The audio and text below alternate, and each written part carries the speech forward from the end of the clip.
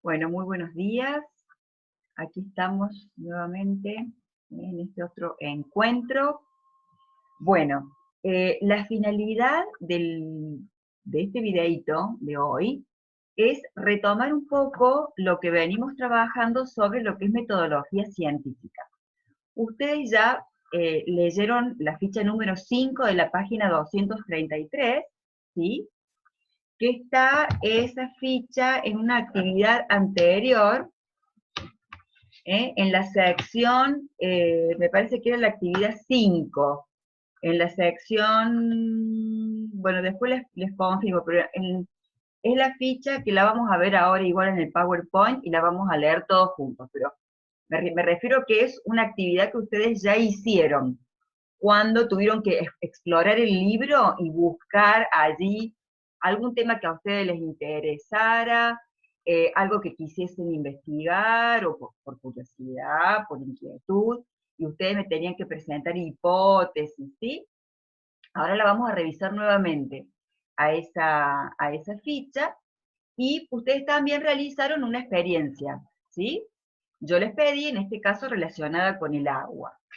Bueno, vamos a retomar un poquito esto, que tiene que ver con la actividad de los científicos, tiene que ver cómo, en realidad nosotros, sin ser científicos, podemos preguntarnos preguntas que tienen un carácter científico y podemos averiguar de manera científica, ¿sí? Algunos conocimientos, o llegar a algunos conocimientos. Cuando comenzamos el año, ¿se acuerdan? Habíamos visto el ejemplo, yo les había comentado, del granjero, o el hombre que vive en el campo, que a lo mejor sale a la mañana, ve el cielo, y dice, bueno, hoy va a llover, con el meteorólogo. ¿Qué hace el meteorólogo? Mide, compara, registra, mide la temperatura, la velocidad del viento, la presión atmosférica, hace cálculos y bueno, dicta una probabilidad de lluvia, para el día. Habíamos dicho también, si recuerdan, que los dos conocimientos no es que uno sea más importante que otro, sino que simplemente son diferentes. Uno se adquirió por la experiencia, por la vivencia, ¿sí?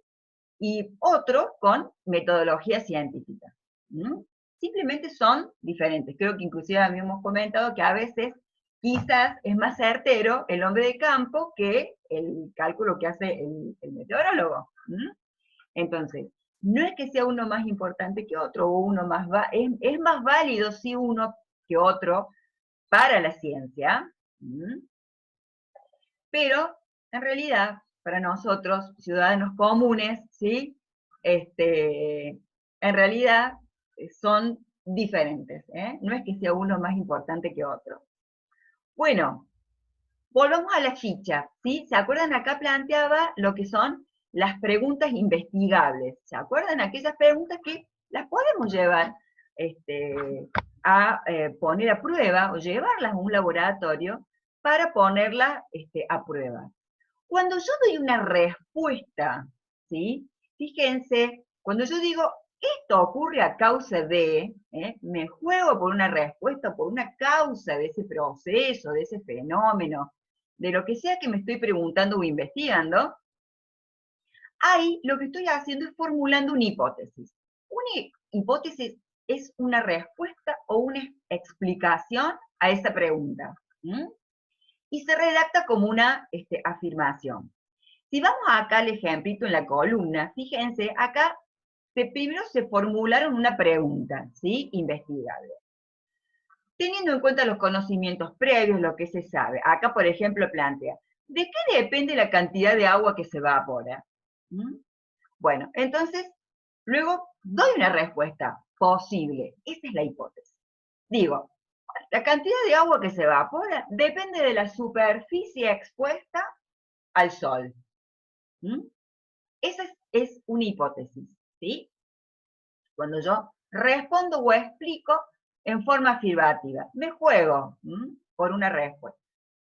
Una predicción, para hacer una predicción, que ahí, a esto quiero volver porque, bueno, a algunos les costó hacer predicciones, ¿sí? Yo tengo que mirar mi hipótesis para hacer una predicción, ¿sí? Y digo que, bueno, si la cantidad de agua que evapora depende de la superficie expuesta, de la superficie de agua expuesta al sol, ¿qué voy a decir? Bueno, a cuanto más superficie expuesta al sol, más va a evaporar. Esa sería una predicción. Otro ejemplo. Por ejemplo, ya sabemos que la luz es indispensable para que la planta haga fotosíntesis. ¿Sí? ¿Cuál sería mi hipótesis? Voy a decir, bueno, la planta en ausencia de luz no crecerá o morirá. ¿Sí? ¿Cuál sería mi predicción? Bueno, ¿cómo sería la predicción? Bueno, si yo coloco plantas a diferentes calidad o horas luz, por ejemplo, podría decir, va a crecer más rápido o mejor la que tenga más horas luz, ¿sí? Que la que no tenga tantas horas luz o directamente. La que no esté expuesta al sol o en la oscuridad va a morir, ¿sí? Esa es una predicción. Yo tengo que mirar mi hipótesis para predecir. Cuando yo predigo, digo, si hago esto, va a pasar esto. O si no, ¿qué ocurrirá si cambio esto? ¿Mm? Bueno, la comprobación es el diseño que yo hago para poner a prueba mi hipótesis. Entonces, en este caso, yo tengo que diseñar una experiencia para probar mi hipótesis. Y acá está la clave del éxito de los científicos cuando investigan algo. Por ejemplo, en este caso, ¿ustedes qué harían para poner a prueba su hipótesis? O sea, ¿de qué depende la cantidad de agua que se evapora? Ustedes hicieron una predicción, digo ustedes, bueno, acá en el ejemplo, ¿sí? Predigo que si tengo más superficie expuesta, va a evaporar más. Entonces, acá hay que tener mucho cuidado en lo que llamamos variables del experimento, que son factores que tengo que tener en cuenta al momento de experimentar, cosa que cuando yo llego a mi conclusión, ¿sí? Yo realmente estoy concluyendo lo que me planteé en esa hipótesis. Vamos a un ejemplo. Supongamos que yo pongo agua en un recipiente de boca pequeña, en un recipiente de boca más ancha, en un recipiente así, con más superficie. Pongo agua sin tener en cuenta la cantidad de agua que coloco. Y veo que resulta que evapora más rápido aquella de boca pequeña que la de boca ancha. Estoy cometiendo un error, porque ¿cuál fue el error cuál fue la variable que no tuve en cuenta? ¿Yo qué tendría que haber hecho para comprobar esto? Que realmente la evaporación del agua depende de la superficie expuesta. Tengo que haber puesto la misma cantidad de agua en los tres recipientes. Los tres recipientes deberían ser del mismo material, por ejemplo, de vidrio, del mismo grosor. Estos tres recipientes deberían estar ubicados en un mismo lugar, o sea que a los tres les llegue la misma cantidad de horas de luz, los tres tienen que estar a la misma temperatura, ¿se dan cuenta? Todos esos otros factores que tengo que tener en cuenta se llaman variables, ¿sí? Y son muy importantes al momento de diseñar mi experiencia. ¿Mm? Bien. Bueno, y finalmente yo voy registrando datos, voy sacando datos. Yo digo, día 1, tengo un volumen inicial de agua, mido mi volumen final, digo día 1, tengo tal volumen, día 2, tal volumen, día 3. Entonces, por ejemplo, haciendo restas simplemente, o sea, un cálculo matemático, puedo más o menos decir, bueno, a ver qué volumen evapora por día en el frasco de boca pequeña, de boca mediana y de boca ancha. ¿Se dan cuenta?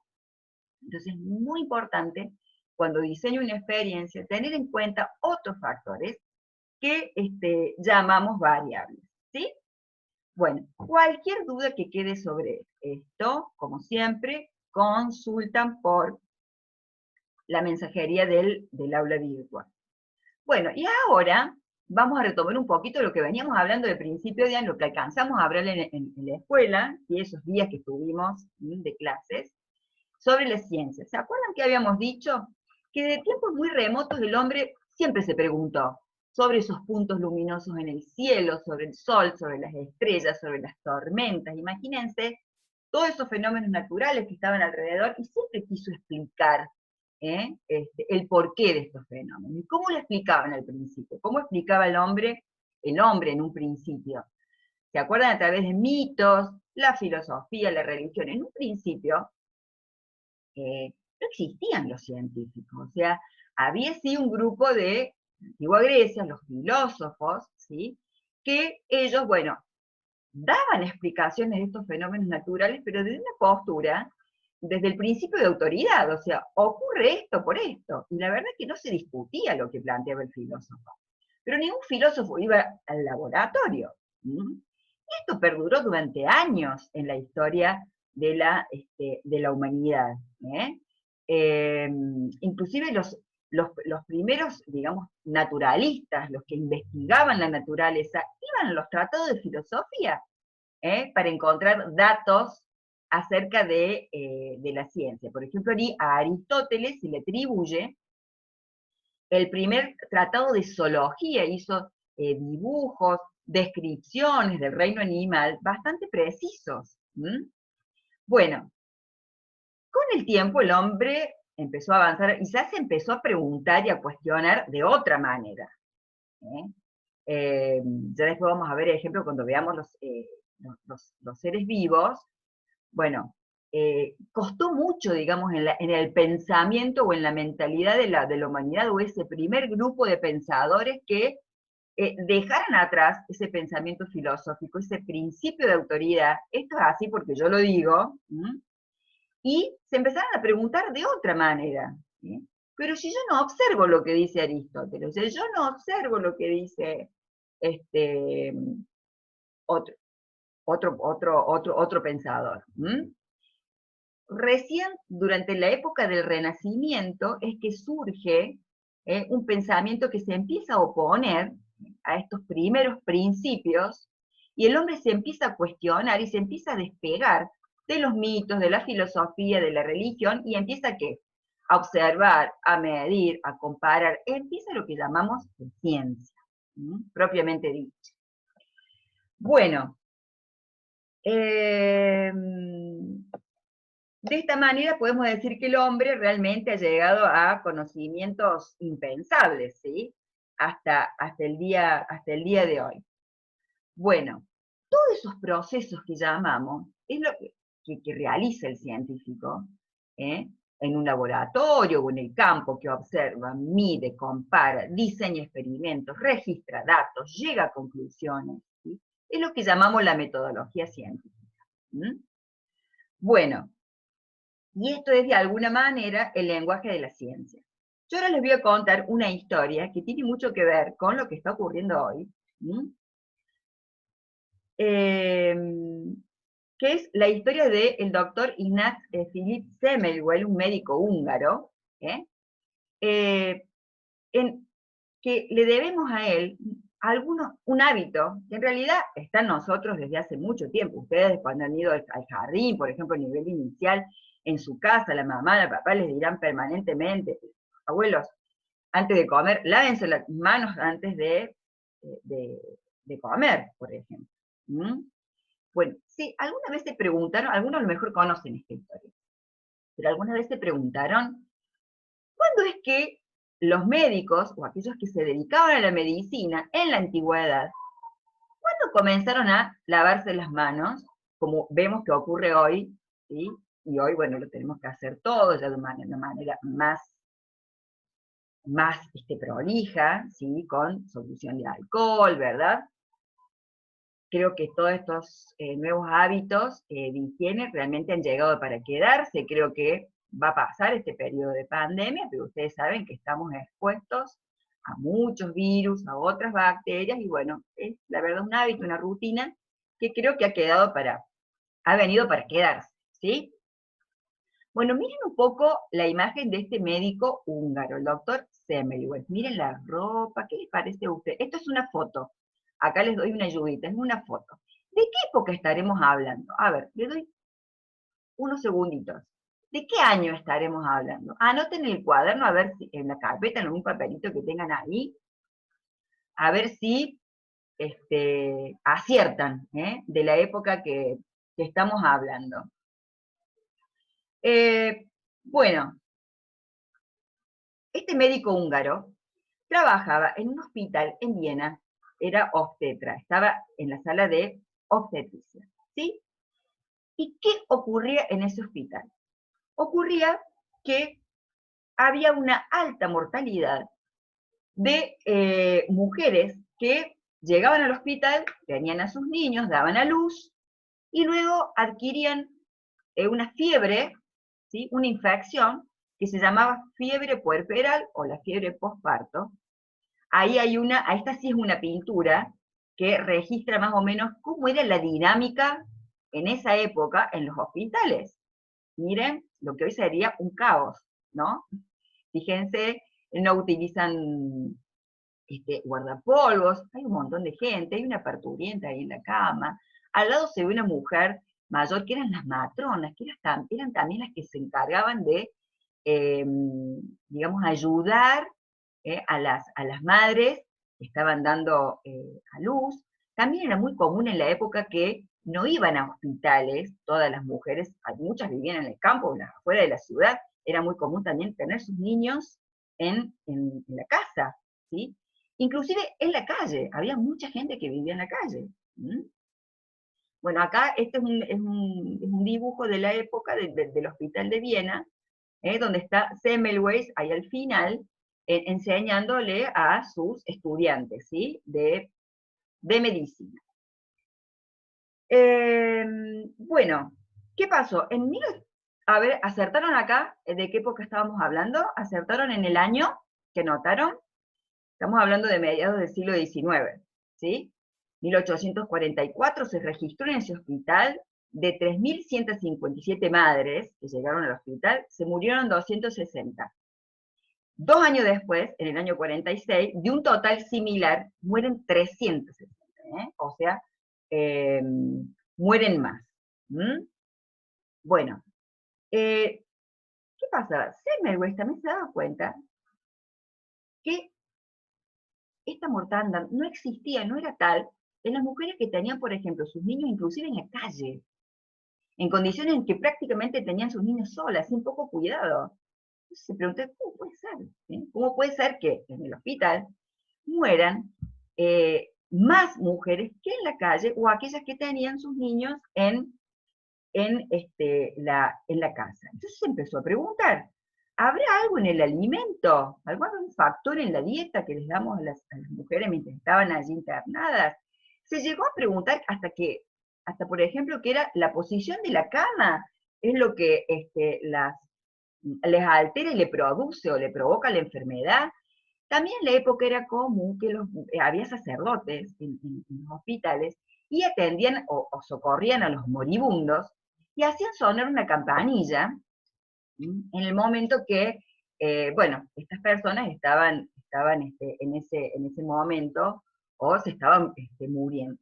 Y se llegó a preguntar hasta en un factor psicológico, decía, ¿será la campanilla de los sacerdotes? Llegó a prohibir la campanilla de los sacerdotes, ¿sí? Dentro del hospital. ¿Y qué le parece? ¿Qué habrá ocurrido con todos estos factores que él cambió algunos factores en la dieta, cambió la posición de la cama, prohibió la campanilla? ¿Qué les parece? ¿Qué habrá pasado con la mortandad de las mujeres en los hospitales? No cambió nada. No cambió nada. Bueno, casi por casualidad, en 1847 muere un médico amigo, varón, con síntomas de la fiebre puerperal. Mientras estaba haciendo una autopsia, ¿sí? Que es analizando un cadáver, se lastima con el bisturí y eh, acá Semmelweis ya en realidad también se venía cuestionando si no habría algo en el material cadavérico que en ese momento era común que los estudiantes, por ejemplo, iban y estudiaban, hacían disecciones autopsias en los cadáveres, y luego iban al hospital, se lavaban la mano, poco se ve, y iban, ingresaban a la sala y las ayudaban, las socorrían o asistían a las mujeres que estaban teniendo sus hijos, ¿sí? Que estaban dando a luz.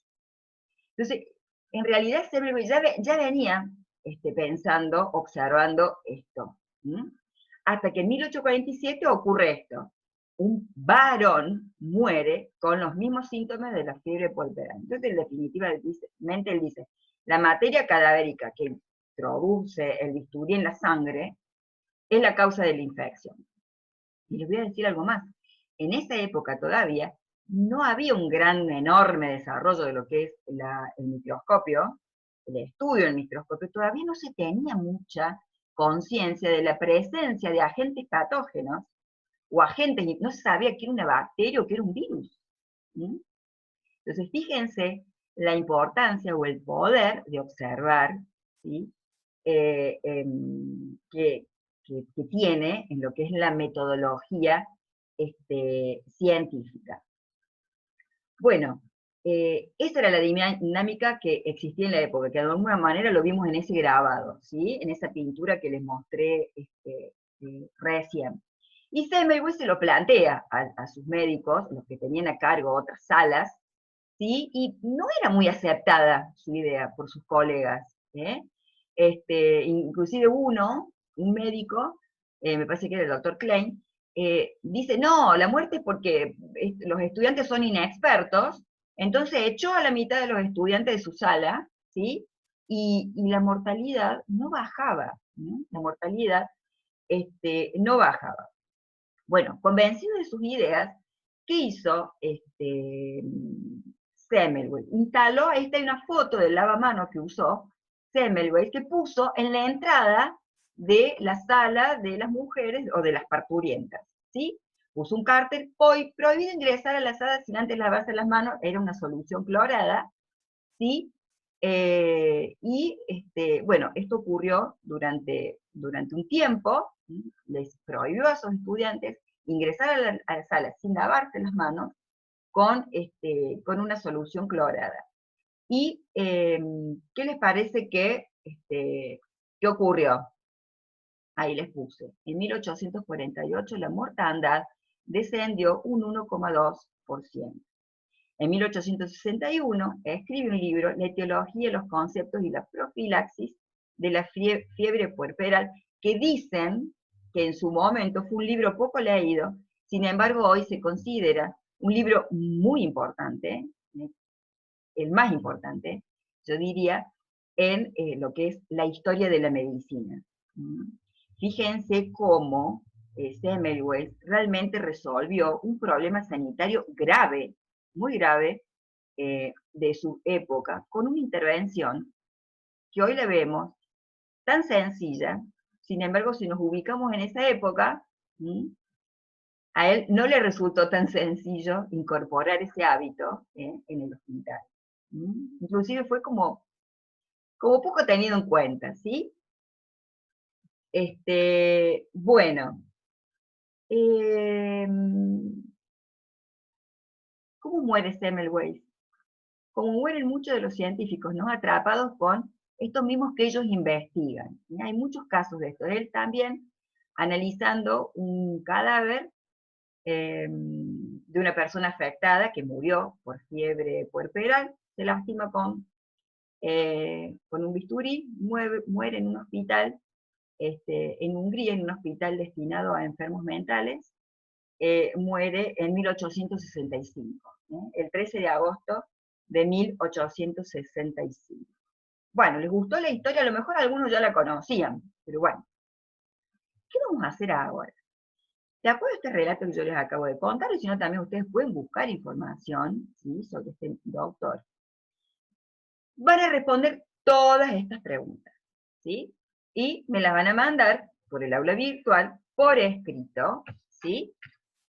En la casilla correspondiente. Esta entrega me parece que es el 20 de mayo, ¿sí? Me parece que es el 20 de mayo. Si no, yo siempre consto en el aula virtual y en la sección el día de entrega. Bueno,